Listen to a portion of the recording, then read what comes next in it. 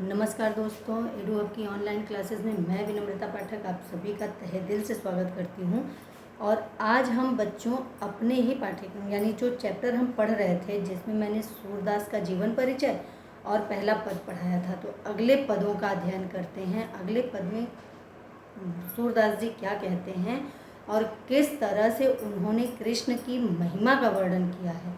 यानी श्री कृष्ण की सारी जो भावनाएं हैं उनके अंदर की, श्री कृष्ण के प्रति उन्होंने पूरा एक तरह से पिरो दिया है, निचोड़ के निकाल दिया है।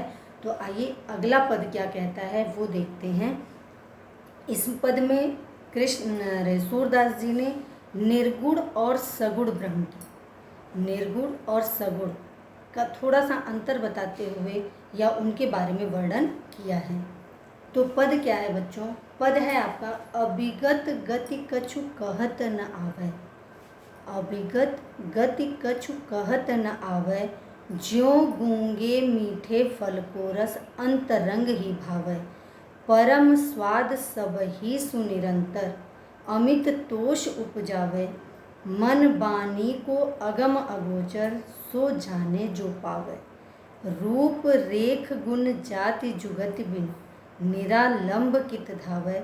सब विधि अगम विचारहि तातै, सूर सगुन पद गावै। इसमें क्या है? अभिगत का मतलब है बच्चों अज्ञात या निराकार, यानी जिसका कोई आकार नहीं है, जिसको हम देख नहीं सकते, जो अज्ञात है, जो हमें दिखाई नहीं देता, जिसको हम जानते ही नहीं हैं। तो क्या है? अभिगत गति कछु कहत नावे। अभिगत यानी जो निराकार है, जो अज्ञात है, उसकी दशा के बारे में क्या कहें। जो अज्ञात है उसकी दशा, उसकी स्थिति के बारे में क्या कहें, कुछ कहा नहीं जा सकता। ज्यों गूंगे मीठे फल को रस अंतरंग ही भावे। जिस प्रकार गूंगा मीठा फल खाने के बाद उसके अंदर ही अंदर उसका स्वाद, यानी जो स्वाद है उसका वो अपने अंदर ही बता सकता है, मौखिक रूप में या हमें और आपको वर्णित नहीं कर सकता कि हाँ ये मीठा है, खट्टा है, कड़वा है या स्वादहीन है। इस तरह का कोई भी वर्णन गूंगा व्यक्ति नहीं कर सकता। परम स्वाद सब ही सुनिरंतर। परम स्वाद सब ही सुनिरंतर, अमित तोष उपजावे। यानी अलौकिक जो आनंद है, परम स्वाद यानी अलौकिक जो आनंद है, निरंतर लगातार ही अत्यधिक संतोष को प्राप्त करता है। यानी परम स्वाद जो अलौकिक स्वाद है, परम अलौकिक आनंद है, वह निरंतर ही संतोष को उपजाता है, यानी अंदर से संतुष्टि प्रदान करता है। मन बानी को अगम अगोचर, मम बानी को अगम अगोचर, सो जाने जो पावे। यानी जो अगोचर है, इसलिए उसे अगम अगोचर कहा गया है कि जो उसके बारे में, यह बात हो रही है बच्चों अज्ञात निराकार ब्रह्म की, कि जो उसे जानता है। मम बानी क्या है? मम बानी को अगम अगोचर, जो उसको जानता है वही उसको वर्णित कर सकता है। जो नहीं जानता, यानी जिसको हम जानते नहीं हैं, उसका वर्णन करना या उसके बारे में बताना बड़ा ही कठिन होता है, बड़ा ही मुश्किल होता है। अगली पंक्ति क्या है बच्चों? रूप रेख गुण जाति जुगन। यानी जिसका न कोई रूप हो, न कोई आकार हो, न कोई जाति हो, न किसी प्रकार का गुण दोष हमें पता हो, बिन निरालंब कित धावे। यानी बिना आकार के हम इधर उधर कहाँ भटकें, कहाँ उसको ढूंढते फिरें, इधर उधर कहाँ जाएं। सब विधि अगम विचारहि ताते, सूर सगुन पद गावे। यानी हर तरफ से ऐसी स्थिति में भक्त का मन विचलित होता है, यानी वो बेकार इधर उधर भटकता रहेगा। इसी कारण सभी प्रकार विचार, यानी सब विधि अगम विचारहि ताते, सूर सगुन पद गावें। यानी इसी प्रकार सभी प्रकार से विचार करके सूरदास जी ने कहा है कि निर्गुण की अपेक्षा सगुण ब्रह्म की उपासना करना आसान है।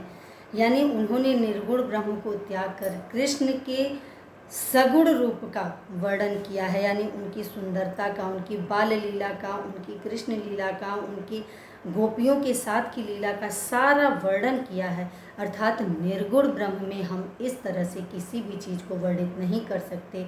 मतलब ये है बच्चों, तात्पर्य सीधा सीधा ये है कि जिसको हमने देखा नहीं, जिसका कोई आकार नहीं, जिसे हम जानते नहीं, उसका वर्णन करना या उसके बारे में बताना बड़ा ही कठिन होता है। अब आइए देखते हैं इसका काव्य सौंदर्य क्या कहता है। काव्य सौंदर्य है बच्चों, भाषा साहित्यिक ब्रज भाषा है, शैली मुक्तक है, गुण प्रसाद है, रस भक्ति और शांत रस है। यानी मन को शांत करके हृदय के अंदर कुछ है तो उस चीज़ को वर्णित करना, शांति से समझना, ये चीज़ें बताई गई हैं इसमें। तो शांत रस है, छंद गीतात्मक है, यानी जिसको हम गा सकते हैं, शब्द लक्षणा है, अलंकार है बच्चों, अनुप्रास और दृष्टांत। अनुप्रास और दृष्टांत कैसे है बच्चों, इसमें एक पंक्ति देखिए, मम मन बानी अगम अगोचर, यानी अ वर्ड की आवृत्ति हुई है, मन बानी, मन बानी में न वर्ड की आवृत्ति यानी अंत्यानुप्रास है। तो यहाँ पर मन और वाणी और अगम अगोचर के माध्यम से अनुप्रास अलंकार है। और एक आपकी पंक्ति दी हुई है, ज्यों गूंगे मीठे फल को, यानी गूंगा मीठे फल को खाकर उसका जो वर्णन करेगा, तो उसके लिए दृष्टांत अलंकार है। भाव साम्य, भाव साम्य क्या है बच्चों, इसी तरह की पंक्ति तुलसीदास जी ने भी दी है, जो कि जैसे कृष्ण की भक्ति का यानी कृष्ण की महिमा का वर्णन सूरदास जी ने किया है, तो तुलसीदास जी ने भी कृष्ण की महिमा का वर्णन करते हुए इसी तरह की पंक्ति दी है। क्या है, बिनु पग चले सुनय बिनु काना, कर बिनु कर्म करे विधि नाना, आनन रहित सकल रस भोगी, बिनु पानी वक्ता बड़ जोगी। यानी बिनु पग चले सुने बिनु काना, बिना पैरों के चल लेता है, बिना कानों के सुन लेता है। कर बिनु, कर का मतलब होता है बच्चों हाथ, हाथ के बिना काम कर लेता है, अनेक प्रकार के, विधि नाना मतलब अलग अलग तरीके के काम भी कर लेता है। आनन रहित सकल रस भोगी, यानी मुख, आनंद का मतलब होता है मुख, मुख के बिना हर प्रकार के रस का भोग कर लेता है। बिनु पानी वक्ता बड़ जोगी, यानी बिना इज्जत, बिना सामने दिखाई दे, बिना इज्जत के वह बहुत अच्छा वक्ता है, बोलने वाला है। तो यानी जो निराकार ब्रह्म है, बिनु पानी वक्ता बड़ जोगी, यानी वह दिखाई तो नहीं देते वह तो, लेकिन वह इतने अच्छे वक्ता हैं कि जो वो चाहते हैं वह बोल देते हैं और हम उसको, यानी अगर हम शांत हृदय से बिल्कुल तहे दिल से चाहें तो निर्गुण ब्रह्म का दर्शन हमें हो सकता है, नहीं तो सगुण उसको पाना, उसको प्राप्त करना बड़ा ही कठिन होता है। अगला पद क्या कहता है बच्चों, आइए देखते हैं। अगले पद में बच्चों कृष्ण की बाल लीला का वर्णन कर रहे हैं सूरदास जी, और क्या कह रहे हैं, किलकत कान्ह घुटुरवनि आवत, किलकत कान्ह घुटुरवनि आवत, मणिमय कनक नंद के आंगन, बिंब पकड़िबै धावत, कबहू निरखि हरि आप छाह को, करसों पकड़न चाहत, किलकी हंसत राजत द्वैदतिया, पुनि पुनि तिहि अवगाहत, कनक भूमि पर कर पग छाया।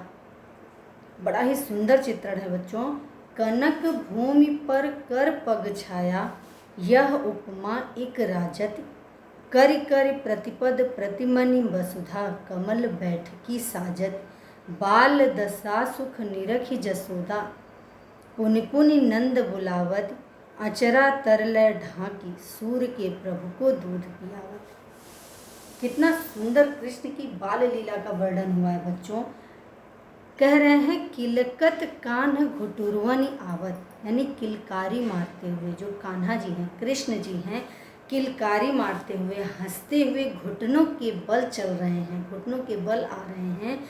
मणिमय कनक नंद के आंगन, मणियों से युक्त नंद जी का जो आंगन है वह मणियों से युक्त है।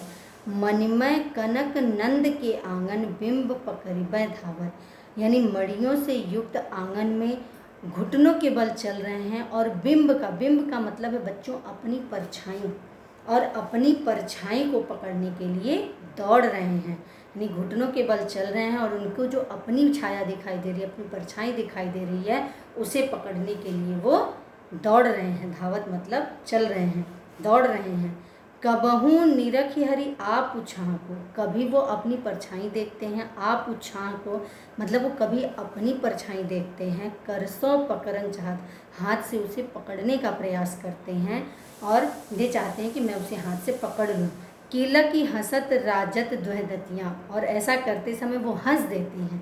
कीला की हंसत यानी हंसते हैं, तो राजत द्वैदत यानी जो आगे के दोनों दांत हैं उनके, वो बड़े ही सुशोभित होते हैं। जब वो हंस देते हैं तो उनके दोनों दांत दिखाई देते हैं, जो कि उनकी सुंदरता में और भी चार चांद लगा देते हैं, और भी सुंदर लगते हैं।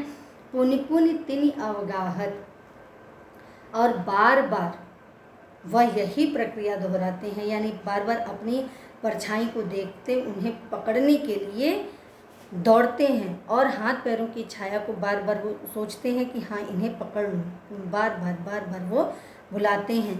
कनक भूमि पर कर पग छाया, इसको समझिएगा बच्चों। कनक भूमि पर यानी स्वर्ण जड़ित एक सोने के समान जो फर्श है, कनक भूमि पर कर पग छाया, उनके पैरों की और उनके हाथों की जो छाया पड़ रही है, यह उपमा एक राजत यानी कमल के समान उनके हाथों पैरों की छाया जो कनक भूमि पर, स्वर्ण जड़ित भूमि पर पड़ रही है, वह करिकर प्रतिपद प्रतिमनि वसुधा, करिकर प्रतिपद प्रतिमनि वसुधा, यानी ऐसा प्रतीत होता है मानो प्रत्येक जो मणि है उनके बैठने के लिए पृथ्वी ने कमल का आसन बिछा दिया हो।